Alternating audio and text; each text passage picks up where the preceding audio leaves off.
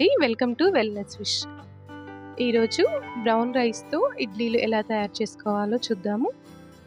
అంటే మనము మార్కెట్‌లో కొన్న వైట్ రవ్వ కంటే మనము ఇలా బ్రౌన్ రైస్‌తో ఇడ్లీలు చేసుకుంటే దీంట్లో ఫైబర్ కంటెంట్ ఎక్కువ ఉంటుంది గదా!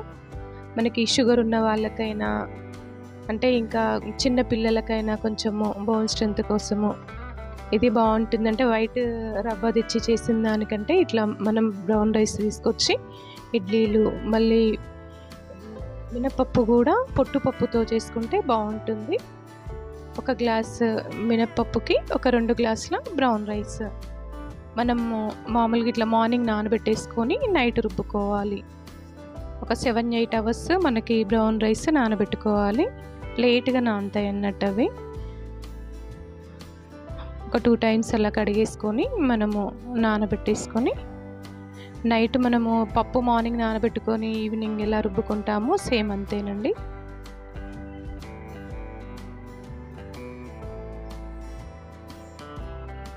ఇట్లా నానబెట్టేసుకొని ఒక 8 అవర్స్ నానితే సరిపోతుంది. మనము మినపప్పుని మెత్తగా రుబ్బుకోవాలి. మనము వైట్ రవ్వకి ఎలా రుబ్బుతామో అట్లా మెత్తగా రుబ్బుకోవాలి. బ్రౌన్ రైస్ మాత్రం కొంచెం మనకి దోస పిండి కంటే కొంచెం బరకగా ఉన్నప్పుడే తీసేసుకోవాలి. మెత్తగా ఉండొద్దన్నట్టు. అట్లయితేనే కొంచెం మంచిగా వస్తాయి. ఇడ్లీ రవ్వ మనం మార్కెట్లో కొన్న ఇడ్లీ రవ్వ ఎలా ఉంటుందో ఇడ్లీలు అట్లనే వస్తాయి. కొంచెం మెత్తగా స్పాంజ్ టైప్ వస్తాయి.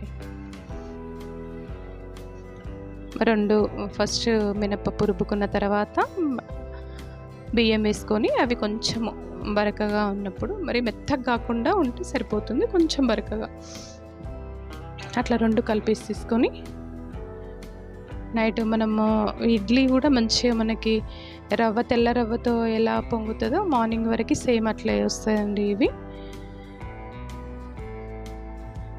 ఇలాంటి ఇడ్లీలు తినడం ఏంటంటే మనకి పిల్లలకి ఇప్పుడు స్కూల్కి వెళ్ళే పిల్లలకైనా పెద్దవాళ్ళకైనా ఒక 2, 3 ఇడ్లీలు తిన్నా కూడా మనకి ఎక్కువసేపు ఆకలి అవ్వకుండా ఉంటుంది.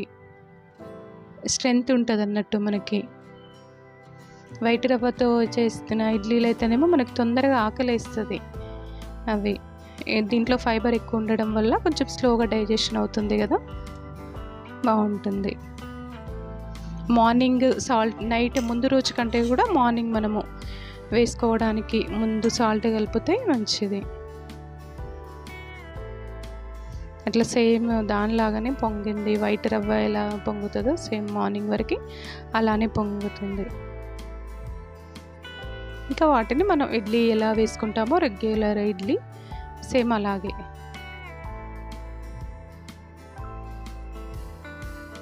అలా వేసుకుంటే అయిపోతుంది.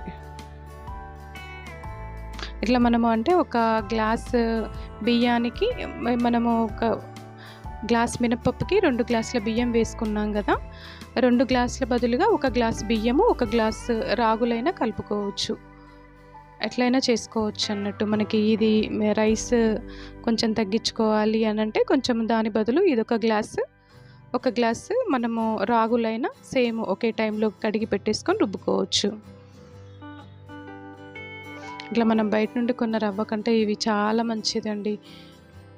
ఇట్లా చేసుకొని మనము హెల్తీగా ఉండొచ్చు. ఇలాంటి ఇంట్లోనే బ్రౌన్ రైస్ అంటే దోశలు వేసుకోవచ్చు. ఇట్లా ఇడ్లీలు బ్రౌన్ రైస్తో